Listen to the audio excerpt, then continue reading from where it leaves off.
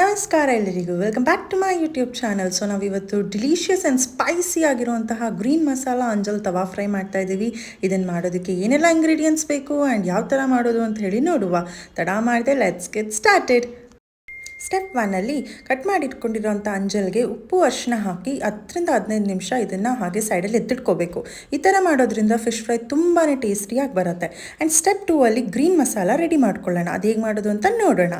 Green masala ಮಾಡ್ಕೊಳ್ಳೋದಕ್ಕೆ 10-12 ಬೆಳ್ಳುಳ್ಳಿ, 1 ಇಂಚಷ್ಟು ಶುಂಠಿ, 6-7 ಹಸಿಮೆಣಸಿನ್ಕಾಯಿ, ಸ್ವಲ್ಪ ಕರಿಬೇವು, 1 ಹಿಡಿಯಷ್ಟು ಕೊತ್ತಂಬರಿ ಸೊಪ್ಪು, ರುಚಿಗೆ ತಕ್ಕಷ್ಟು ಉಪ್ಪು, ಅರ್ಧ ಟೇಬಲ್ ಸ್ಪೂನ್ ಅರಿಶಿನದ ಪುಡಿ, 1.5 ಟೇಬಲ್ ಸ್ಪೂನ್ ಕಾಳುಮೆಣಸು ಮತ್ತು ಅರ್ಧ ಈರುಳ್ಳಿ.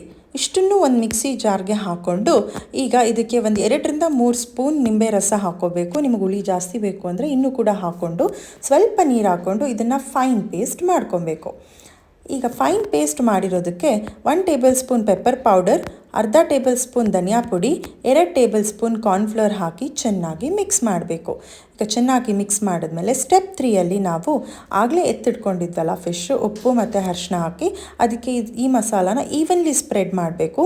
ಸ್ಪ್ರೆಡ್ ಮಾಡಿ 4-5 ಅವರ್ ಇದನ್ನು ಮ್ಯಾರಿನೇಟ್ ಆಗಕ್ಕೆ ಬಿಡಬೇಕು. ನೀವು ಎಷ್ಟೊತ್ತು ಮ್ಯಾರಿನೇಟ್ ಮಾಡ್ತೀರಾ ಅಷ್ಟು ಟೇಸ್ಟ್ ಚೆನ್ನಾಗಿ ಬರುತ್ತೆ. ಸೊ ಇವಾಗ ಇದನ್ನು ಮ್ಯಾರಿನೇಟ್ ಮಾಡೋಣ. ಈಗ ನಾನು ಇದನ್ನು ಫ್ರಿಜ್ಜಲ್ಲಿ 5 ಅವರ್ ಮ್ಯಾರಿನೇಟ್ ಮಾಡ್ಕೊಂಡಿದ್ದೀನಿ. ಫೈನಲ್ ಸ್ಟೆಪ್, ಒಂದು ಹೆಂಚನ್ನ ಬಿಸಿಗಿಟ್ಟು ಅದಕ್ಕೆ 2 ಸ್ಪೂನ್ ಕೊಕೊನೆಟ್ ಆಯಿಲ್ ಹಾಕಿ ಮ್ಯಾರಿನೇಟ್ ಮಾಡಿರೋಂತಹ ಫಿಶ್ನ ಹಾಕಿ 2 ಸೈಡ್ ಕೂಡ ಚೆನ್ನಾಗಿ ರೋಸ್ಟ್ ಮಾಡಿದರೆ ಡಿಲಿಷಿಯಸ್ ಆ್ಯಂಡ್ ಸ್ಪೈಸಿ ಆಗಿರೋಂತಹ ಗ್ರೀನ್ ಮಸಾಲ ಅಂಜಲ್ ತವಾ ಫ್ರೈ ತಿನ್ನಲು ರೆಡಿ ಆಗುತ್ತೆ. ಸೊ ಹೇಗಿತ್ತು ಅಂತ ಹೇಳಿ ಟ್ರೈ ಮಾಡಿ ತಿಳಿಸಿ. Thank you for watching. Next ವಿಡಿಯೋದಲ್ಲಿ ಸಿಗುವ. ಅಂಟಿಲ್ ದೆನ್ ಬಾಯ್.